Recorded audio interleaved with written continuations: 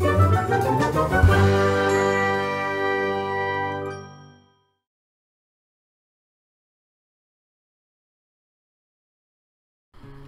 everyone! A couple of weeks ago, Mickey from Malamic Art challenged me to do a loose watercolor painting.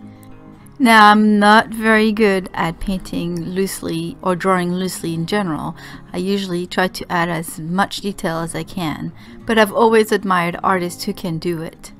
So I decided to take on her challenge, and with the help of Joanne Thomas's tutorial, I got a few ideas and I tried to paint as loosely as I could.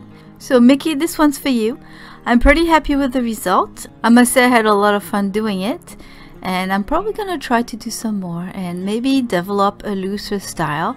That would be nice.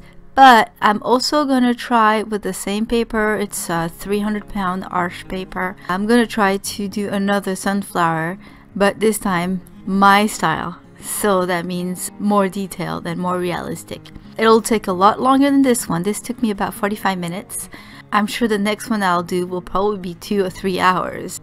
So keep your eyes peeled, or better yet, subscribe to Sandrine's Gallery and click on that little bell so that you won't miss the next sunflower video, and you can tell me which one you like best.